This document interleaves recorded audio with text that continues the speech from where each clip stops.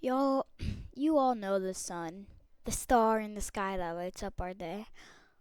But in this video, we're going to be talking about what's going to happen when the sun dies, which will probably be 5 billion years from now. But when it does die, well, before we talk about all of that, let's just talk about the parts that make up our sun. Like the solar wind, the corona, the solar flares, the prominences, the chromosphere, the transition regions, the temperature minimums, the photospheres, the sunspots, the penumbras, the umbras, the granules, the convective zone, the tacholine, the tacho, the radioactive zone, the core, all of that stuff, that does the fusion. But one day, the sun is going to use up all of its energy. It is going to have to expand. It's going to have to turn into a red giant. A red giant, if you don't know, is like, think of the sun, but let's say like 2 times bigger and red. That red giant will probably swallow up, well, it's going to swallow up Mercury, Venus, and possibly Earth. But when that does happen, it is going to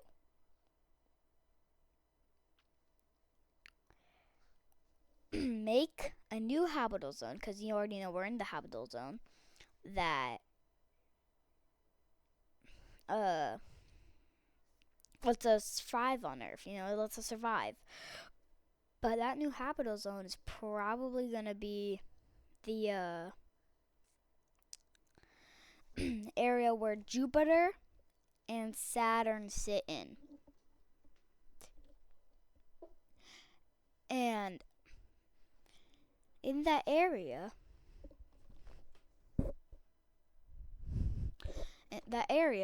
is going to hold, well, Jupiter and Saturn. But Mars will survive, which means the asteroid belt or the Kuiper belt will survive. But when humans evolve, because it's only 2026, we have so much more time to evolve. When we do evolve, when we get smarter, we get better equipment. We're probably going to be able to go on Mars, make more missions to the moon, like how we've gone to the moon again after 50 years from the after the Artemis mission and all that stuff. But we could also possibly conquer new planets outside of our solar system, like far out. But that's just something of mine that I like to think of. But when this does happen, hey, could be cool. You know what I mean? But NASA has gotten so far in like space, like they've done so well, and like the whole world has done well, and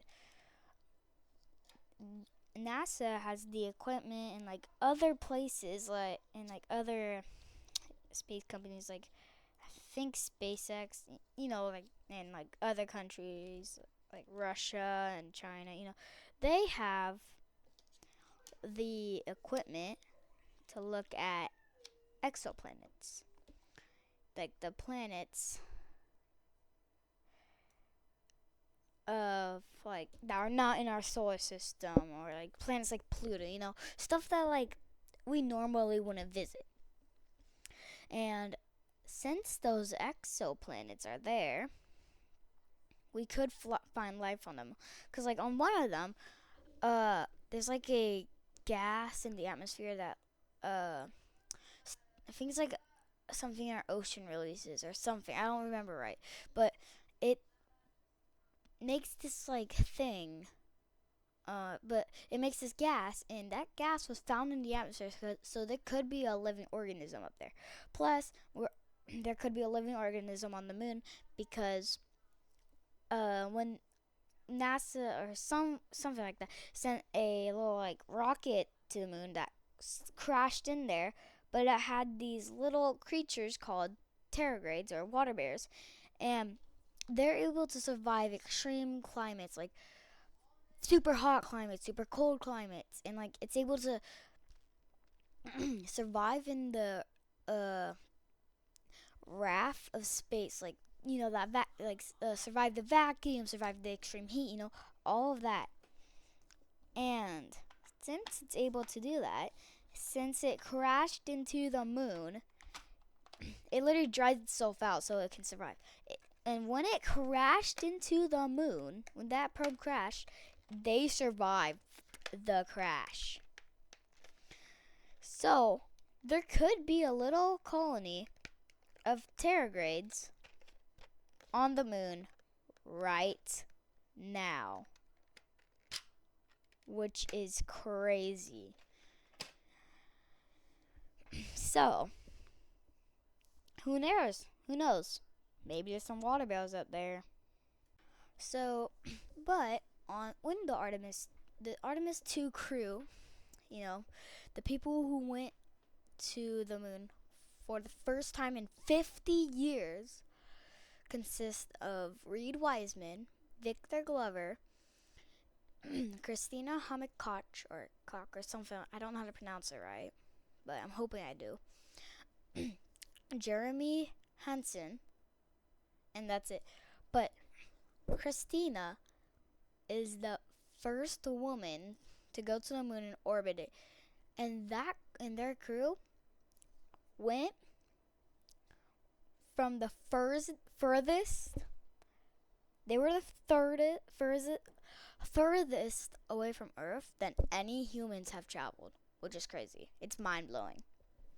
But when they went to the dark side of the moon or the back of the moon, they lost communications for 41 minutes, just like I think it was Michael Collins or Buzz Aldrin. I think it was Michael Collins. But Michael Collins, when Neil Armstrong and Buzz Aldrin went to the moon, he went in a separate spacecraft and had to make 850 computer commands in that spacecraft. Which is kind of like what they did, but instead, they just circled around the moon, used the moon's orbit and gravity, used the moon's gravity to launch back at the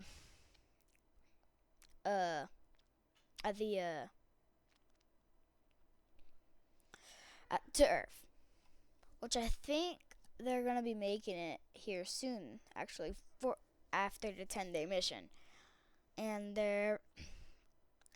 I'm hoping, because this is the most dangerous part of the mission, re-entry in the atmosphere, because he can get so extreme, and if anything goes wrong, bad stuff is gonna happen. So let's just pray that nothing goes wrong, because this is huge for humanity. So let's hope nothing goes wrong. Alright, well, I think I'm gonna wrap it up here, so peace out.